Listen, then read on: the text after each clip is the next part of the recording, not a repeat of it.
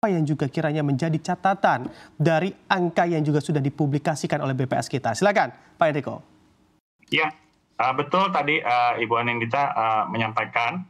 Memang secara seasonal ini sama ya, bahkan hampir sama persis Mas Bram dengan kuartal 3 2023. Jadi kalau kita lihat di sini adalah suatu afirmasi bahwa memang kontribusi dari net ekspor ini menurun seiring dengan melambatnya pertumbuhan perekonomian global dan juga turunnya harga-harga komoditas utama Indonesia seperti barang-barang ekspor, mining dan mineral. Tapi kita melihat konsumsi domestik masih sangat resilient. Nah, ini justru sangat cocok dengan program yang akan dijalankan pemerintahan baru bahwa kita melihat kontribusi terbesar dari konsumsi domestik itu adalah di sektor manufaktur dan juga jasa dan juga produksi makanan, minuman beserta transportasi dan logistik. Hal ini sejalan dengan analisa bahwa fiscal multiplier atau dampak runtutan apabila dana fiskal diberikan dan stimulus diberikan pada sektor tersebut ini adalah dua yang paling besar. Jadi memang ke depannya kami berharap dan juga meninjau apabila memang aliran stimulus fiskal diberikan di dua sektor utama ini, maka dampak berbaliknya atau multiplier effect-nya ini akan bagus untuk menopang perekonomian Indonesia, mudah-mudahan bisa kembali di atas 5%, dan bahkan apabila magnitudenya semakin besar stimulus tersebut, maka bukan tidak mungkin kita bisa mencapai angka-angka yang di atas 5,5 atau bahkan mencapai 6%. Tapi tentunya di sini ada suatu faktor risiko juga bahwa kondisi ketidakpastian global dan juga pemilu di Amerika Serikat dan juga penurunan suku bunga The Fed yang kemungkinan akan sedikit terhambat. Memang di bulan November dan Desember kemungkinan akan turun, tapi setelahnya tergantung siapa presidennya yang akan membawa resiko fiskal dan juga ekspektasi inflasi, ada kemungkinan suku bunga tidak akan turun secepat itu. Jadi intinya secara seasonal ini oke, acceptable untuk Indonesia. Sektor utama kita masih terus menopang, kontribusi mining menurun. Kedepannya kita harus melakukan targeted fiscal stimulus.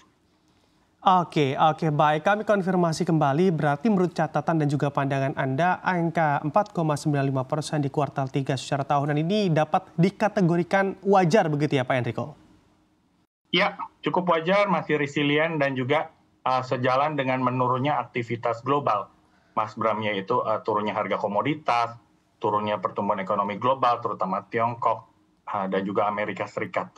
Oke, baik. Pak Enrico, sebetulnya kami juga ingin menanyakan kepada Anda, catatan apa dan juga evaluasi apa yang kiranya juga bisa diberikan atau dipublikasikan begitu kepada pemerintah agar mana memang untuk PDB di kuartal selanjutnya ini bisa lebih tinggi Pak Enrico, apalagi kalau kita lihat nawacita dari Presiden Prabowo begitu ya, bahkan di tahun 2025 nanti bisa saja PDB kita di angka 8 bahkan hingga 9% Pak Enrico. Apa saja yang harus dikejar dari angka yang ada pada hari ini? Silakan. Betul, ya. Makasih Mas Bram. Kalau mencapai 8 atau 9%, memang ini bukan sesuatu yang mudah. Tapi kita bisa mulai dari mengerti tentang sektor-sektor apa saja yang apabila menerima stimulus fiskal, ini akan cepat dampak baliknya, yaitu multiplier effect.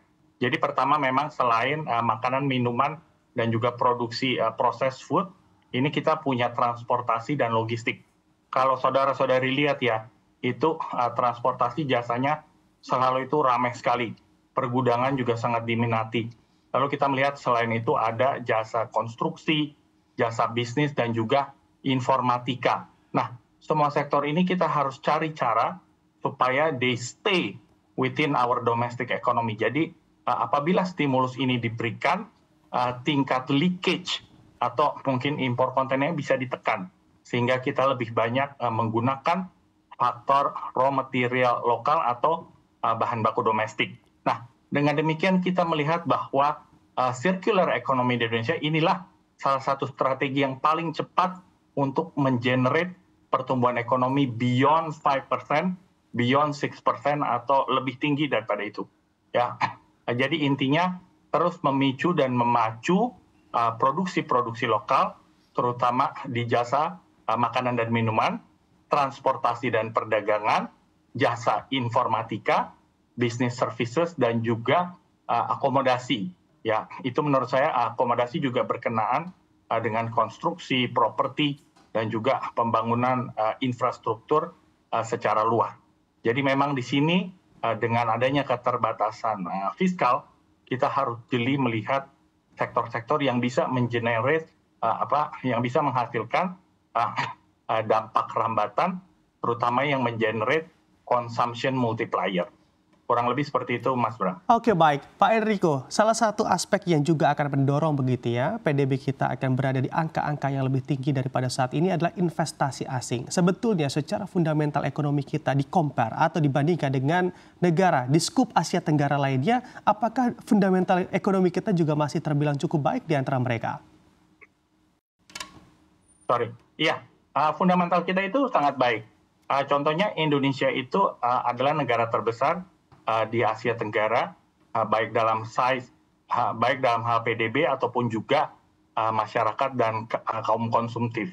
Nah, kalau kita lihat di sini memang kuncinya adalah selain memastikan kepastian hukum dan juga clear rules of the game, kita harus melihat bahwa Indonesia punya proposisi yang tidak bisa ditandingi oleh banyak negara. Yaitu pertama, dengan adanya manufacturing base yang semakin diversified, Indonesia harus bisa menawarkan harus bisa menawarkan proposal atau proposisi tersebut.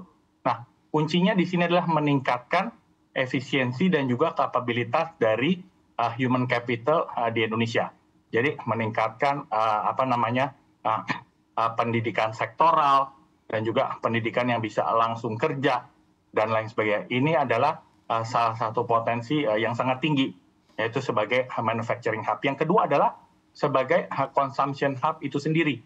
Jadi memang setelah diproduksi nanti kalau kita bisa menyerap barang-barang dan jasa yang diproduksi itu, justru kita akan mendapatkan double effect. Ya, dan ini menurut saya itu sangat bagus sekali.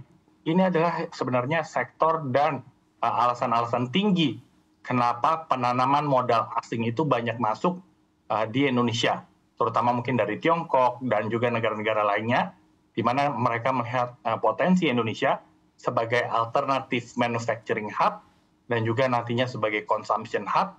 Ini sangat-sangat menarik bagi seantero investasi asing untuk masuk. Oke.